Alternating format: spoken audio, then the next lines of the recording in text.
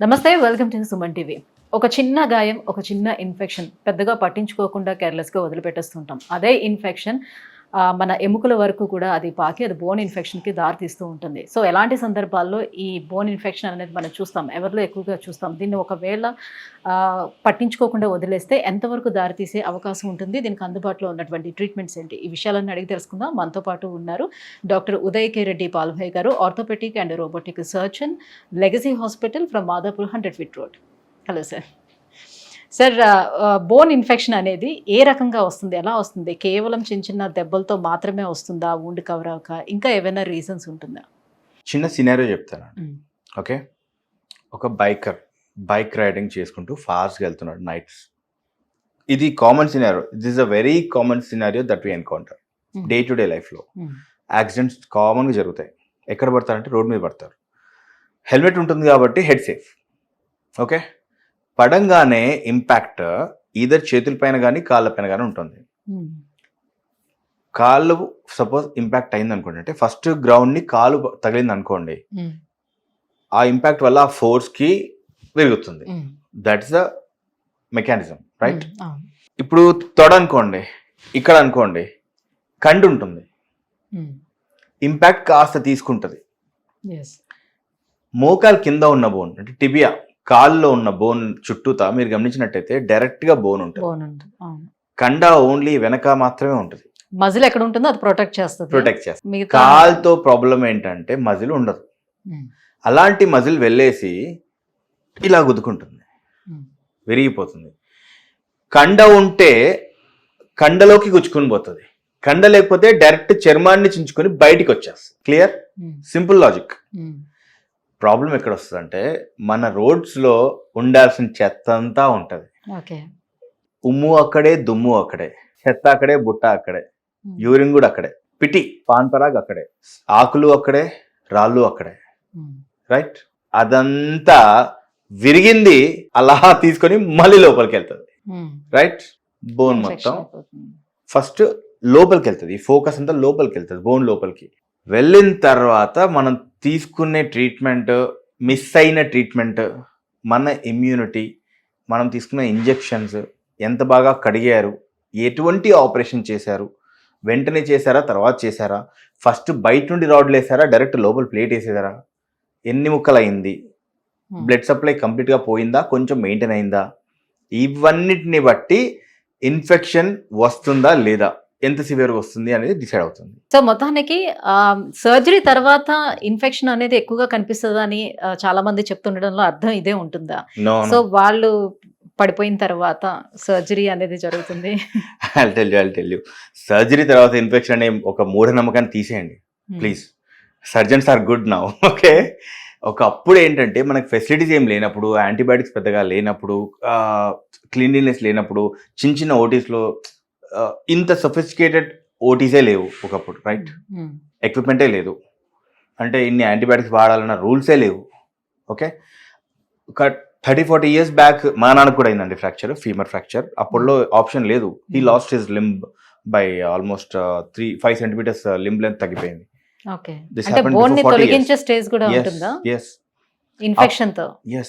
అదే కేసు ఇప్పుడు నాకు ఇచ్చి ఉంటే నేను హ్యాపీ నడిపించుండేవాడిని. మన దగ్గర టెక్నిక్స్ లేవు అప్పుడు. దాట్స్ వాట్ నేను చెప్పేది. ఇప్పుడు చాలా క్లియర్ అవుట్కమ్ ఉందండి. అప్పుడు ఏంటంటే కొంచెం అన్హైజీనిక్ ప్రాక్టీసెస్ కూడా నడిచిపోయినాయి లాంగ్ బ్యాక్. మనకంత అడ్వాన్స్మెంట్స్ లేవు. ఈ రోజుల్లో సర్జరీ వల్ల ఇన్ఫెక్ట్ అవ్వడం అనేది రేరెస్ట్ ఆఫ్ ద రేరెస్ట్ అండి. Not even 1 in 100. Maybe I can call it 1 in 500 also, అంతే. ఇంజురీ టైంలో జరిగిన ఇంపాక్టే మేజర్ కాజింగ్ ఫ్యాక్టర్ ఉంటుంది. ఆ దుమ్ము అదే. ఇప్పుడు సపోజ్ మీకు రాలే అండి, రోడ్ మీద రాయి ఉంది, లోపలికి వెళ్ళిపోయింది, మనం కడుగుతాం, చాలా కడుగుతాం, 3 liters 5 liters సెలైన్తో వాష్ చేస్తాం, బెటడిన్, సెలైన్, పెరాక్సైడ్తో వాష్ చేస్తాం. అయినా కూడా ఏదో చోట ఒక మైక్రో ఆర్గానిజం ఉండిపోయే ఛాన్స్ ఉంటుంది. ఒక్క మైక్రో ఆర్గానిజం ఉంది అంటే అది ఊరికే ఉండదండి, మల్టిప్లై అవుతూనే ఉంటుంది, ఇన్ఫెక్ట్ చేస్తూనే ఉంటుంది, పస్ క్రియేట్ చేస్తూనే ఉంటుంది. ఓకే, సో ఇంతకు ముందు లాగా ఇప్పుడు బోన్ని రిమూవ్ చేయడానికి ఆస్కారం లేకుండా ఎలాంటి ట్రీట్మెంట్స్ ఉన్నాయి మన దగ్గర? బోన్ రిమూవ్ చేయడం అంటే మీరు ఒక పార్ట్ ఆఫ్ ద బోన్ తీయడం అనుకుంటున్నారా, కాల్ తీసేయడం అంటున్నారా? ఒక part of the bone. Part of the bone ఇప్పుడు తీసినా కూడా ప్రాబ్లం లేదు యాక్చువల్గా. దాన్ని మళ్ళీ రీగ్రో చేయొచ్చు. చాలా టెక్నిక్స్ ఉన్నాయి. ఓకే. కొంచెం పార్ట్ తీసేసి హైట్ అప్ అండ్ డౌన్ అయింది. కాస్మెటిక్స్ కోసం హైట్ పెంచుకోవడం that's different, that's total different ball game. అవసరం కొద్దీ దీన్ని లింబ్ లెంత్ ని కరెక్ట్ చేయడం ఇస్ డిఫరెంట్. సపోజ్ ఒక పార్ట్ ఉంది, ఇన్ఫెక్ట్ అయింది, చచ్చిపోతుంది ఆ పార్ట్. బాగా ఇన్ఫెక్ట్ అయ్యి అవుట్ పోరింగ్ పస్ వచ్చింది అనుకోండి, ఆ ఎముకని లోపల నుండి తినేస్తుంది. బోన్ ఉంటుంది, అలాగే ఉంటుంది, చూడడానికి షేప్ అలాగే ఉంటుంది, బట్ వీక్ ఉంటుంది. వెయిట్ బేరింగ్ తీసుకోదు, బరువు తీసుకోదు. కొన్ని చోట్ల స్క్లీరోసిస్ అంటే గట్టి పడిపోతుంది, కొన్ని చోట్ల వీక్ అయిపోతుంటుంది, ఇంటర్మిక్స్డ్ ఉంటుంది. సపోజ్ ఈ బోన్ అనుకోండి, ఇక్కడ గట్టి ఉంటుంది, ఇక్కడ వీక్ ఉంటుంది, ఇక్కడ గట్టి ఉంటుంది, ఇక్కడ వీక్ ఉంటుంది, ఇక్కడ గట్టి ఉంటుంది, ఇక్కడ వీక్ ఉంటుంది, ఇక్కడ గట్టి ఉంటుంది, ఇక్కడ వీక్ ఉంటుంది, అట్లా అనమాట. సో ఓవరాల్గా ఏంటి, weak bone, it can't take weight. దాంతోపాటు సివియర్ అయిందనుకోండి, బోన్ కరిగిపోతుంది, తినేస్తుంది, లిటరల్లీ తినేస్తుంది. సో అలాంటప్పుడు ఇంకా సివియారిటీని బట్టి ఫస్ట్ ఇన్ఫెక్షన్ కంట్రోల్ చూసుకోవాలి. ఫస్ట్ చీము తీస్తాం, తీసి టెస్ట్కి పంపిస్తాం.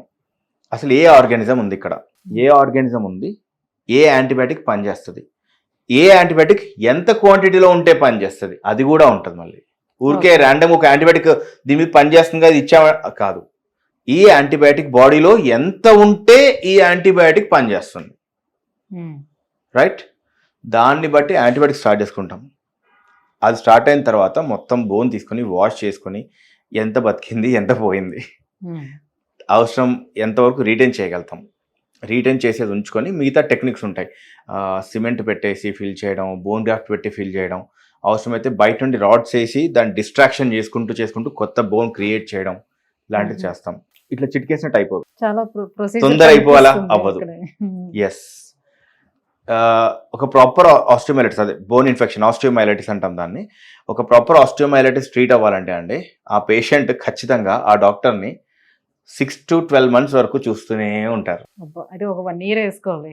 అంత లాంగ్ అయిపోతుందనే విషయం వాళ్ళకి తెలియదా? సో కొంచెం ముందుగానే కనిపెట్టడానికి సాధ్యం కాదా? అది అంత విజిలెంట్ గా మనం ఉంటే అంత ర్యాష్ గా డ్రైవే చేయం కదా. ఆ ర్యాష్ డ్రైవ్ చేస్తున్నామంటేనే we're not bothered about our health. అంత కేర్ తీసుకోము. హింట్ ఇస్తుంది బాడీ ఖచ్చితంగా హింట్ ఇస్తుంది. ఎక్కడైనా ఇన్ఫెక్షన్ ఉంది అంటే బాడీలో ఫీవర్ ఉంటుంది. ఏదో చీము ఉంది అంటే ఇక్కడ చీము ఆడుతూ ఉంటుంది, చీముగా ఆడుతూ ఉంది అంటారు. మధ్యలో ఎప్పుడైనా జ్వరం వస్తుంది అంటే అప్పుడప్పుడు వస్తూనే ఉంటుంది సార్, డోలో వేసుకుంటే తగ్గిపోతుంది. ఫీవర్ కూడా వస్తూ ఉంటుంది, సిమ్టమ్. ఫీవర్ వస్తుంది, అక్కడంతా వేడిగా ఉంటుంది, ముట్టుకుంటే నొప్పి ఉంటుంది, చీము కారుతుంటుంది, ఆగిపోతుంటుంది, కారుతుంటుంది, ఆగిపోతుంటుంది. వాళ్ళు ఏమనుకుంటారు, చీము కారణం ఆగిపోయింది కదా, తగ్గిపోయింది. నో, ఆ రోజు అవుట్లెట్ సీల్ అయింది. చీము బయటికి రావడానికి ఇందాక చెప్పాను కదా, ఎముకని చీము తినేసి లోపల ఫామ్ అయిన పస్ ని బయటికి తోసేస్తుంటది. హోల్ అంటాం, క్లోయకా ఇస్ ఎ హోల్. సో ఆ పస్, ఆ రెడ్నెస్ అది గుర్తించేటప్పుడు ఇది సీరియస్ కండిషన్ అని అనుకోవాలి, అర్థం చేసుకోవాలి. పస్ తగ్గినంత మాత్రం అప్పుడు హీల్ అయిపోయినట్టు కాదు, లోపల బోన్ బాగాలేదని అర్థం, అక్కడ చచ్చిపోతుంది అని అర్థం. సపోజ్ ఇప్పుడు ఎవరైనా డయాబెటిక్ పేషెంట్ అనుకోండి, తనకి ఇలాంటిది ఏదైనా యాక్సిడెంట్ లాంటిది జరిగేటప్పుడు అప్పుడు ఎంత రిస్క్ వాళ్ళకి ఎక్కువగా ఉంటుంది? డయాబెటిక్స్ మామూలుగానే రిస్క్ లో ఉంటారు. ఎందుకంటే డయాబెటిక్స్ లో 5 పతీస్ ఉంటాయి. పాంచాలి పంచభర్తుగా అంటారు కదా, అలా దీనికి కూడా 5 పతీస్ ఉంటాయి, 5 పతులు. వాస్కులోపతి, రెటినోపతి, న్యూరోపతి, నెఫ్రోపతి అట్లా ఉంటాయి అన్నమాట. సో దాని ప్రకారంగా రక్త ప్రసరణ తగ్గిపోతుంది, కాళ్ళకి స్పర్శ తగ్గిపోతుంది. ఓకే, సో ఎప్పుడైతే సెన్సేషన్స్ ఉండవో దెబ్బ తగిలే ఛాన్సెస్ హై ఉంటాయి. మనకు తెలియదుగా, దెబ్బ తగిలినట్టు తెలియదు, తెలీదు, నొప్పి తెలీదు, ఏదైనా గుద్దుకున్నా కూడా మనకు అర్థం కాదు. అది స్కిన్ డ్యామేజ్ అవుతుంది, ఇమ్యూనిటీ తక్కువ ఉంటుంది, బ్లడ్ సప్లై తక్కువ ఉంటుంది, బ్యాక్టీరియా ఈజీగా అటాక్ అవుతుంది. ఈ డయాబెటిక్ అనేది సెకండ్ కామన్ కండిషన్ ఫర్ ఆస్టియోమైలైటిస్. ఆ ఇన్ఫెక్షన్ అక్కడ వేళ్ళ నుంచి ఎంటర్ అయ్యి, వేళ్ళ మధ్యలో గ్యాప్ లో నుండి, వేళ్ళ నుండి కాళ్ళలో ఎంటర్ అయ్యి యాంకిల్ జాయింట్ లో మొత్తం ఎఫెక్ట్ చేసేస్తుంది. ఈ కాలి వేళ్ళు అన్ని ఎఫెక్ట్ చేస్తుంటది. That's also common. సో ఇప్పుడు యాక్సిడెంట్ అయ్యే వాళ్ళలోని ఈ ఆస్టియోమైలైటిస్ అనేది మీరు ఎక్కువగా చూస్తూ ఉంటారా? కామన్ సినారియో యంగ్ లో అయితే యాక్సిడెంట్స్ ఉంటాయి.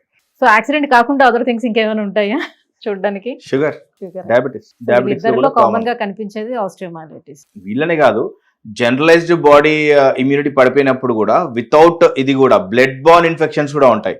సపోజ్ నా లోపల బ్లడ్ లో ఇన్ఫెక్షన్ ఉందనుకోండి, అది వెళ్ళేసి అట్లా త్రూ మై బ్లడ్ పాస్ అవుతూ ఉంటుంది, జాయింట్స్ దగ్గర వెళ్ళి ఆగుతుంది, కొన్ని రోజులు జాయింట్ తినేయడం అయిపోయింది అనుకోండి, దాని కింద బోన్కి వెళ్తుంది.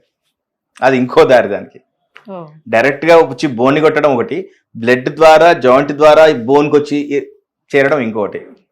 కొంచెం తక్కువ ఆఫ్ కోర్స్ ఫ్రీక్వెన్సీ, కామన్ అయితే ఇది డైరెక్ట్ ఇంపాక్ట్ ఎక్కువ ఉంటుంది. సో దీన్ని చేసేటువంటి సర్జరీ ట్రీట్మెంట్స్ కూడా లాంగ్ ప్రాసెస్ ఇదంతా కూడా. ఖచ్చితంగా అట్లీస్ట్ 2 నుంచి 3 సర్జరీస్ పడతాయండి. ఒక సర్జరీలో అయిపోతే వస్తాము అంటే రాకండి అంటాను నేను. ఒక సర్జరీలో అవ్వవు. Most of the cases will go for 2 to 3 surgeries. అప్పుడే ఒక ప్రాపర్ కాల్ క్రియేట్ అవుతుంది. ఇన్ఫెక్షన్ అంతా కూడా తీయాలి కదా. ఇన్ఫెక్షన్ తీయాలి, బోన్ క్వాలిటీ పెంచాలి, అవసరం ఉన్న చోట బోన్ గ్రో చేయాలి, అవసరం లేని చోట బోన్ చనిపోయింది తీసేయాలి, కొత్తగా అతికించాలి. Doesn't happen overnight. It almost easily 2 to 3 procedures పడతాయి and over period of 4 to 8 months or 10 months పడతా ఉంటుంది. It takes time. ప్రాసెస్ అంతా అయిపోయిన తర్వాత కూడా, ఈ సర్జరీ ప్రాసెస్ అంతా అయిపోయిన తర్వాత కూడా వాళ్ళు ఇంకా హెల్దీ లైఫ్ లీడ్ చేయగలుగుతారా? ఫర్దర్ గా మళ్ళీ ఏమైనా కాంప్లికేషన్స్ ఉంటాయి? ఎప్పుడు కేర్ గానే ఉండాల్సి ఉంటుందా? 90 to 95% of the times they will be comfortable, they will be happy. Recurrence అంత ఏమి ఉండదు. బట్ 1 in 100 డెఫినెట్లీ ఫెయిల్ అయ్యే ఛాన్సెస్ ఉంటాయి. మళ్ళీ ఫెయిల్ అవుతే ఇంకా మళ్ళీ దాన్ని ట్రీట్ చేసుకోవాలి. Again the saga repeats. Thank you sir, thank you so much. So osteomyelitis అంటే ఏంటి, సో ఎవరిలో ఎక్కువగా చూస్తాం, దీని ప్రొసీజర్ అంతా కూడా, సర్జరీ ప్రొసీజర్ ఎలా ఉంటుంది ఏంటనే విషయాలను అవగాహన కల్పించినందుకు థ్యాంక్ యూ సో మచ్.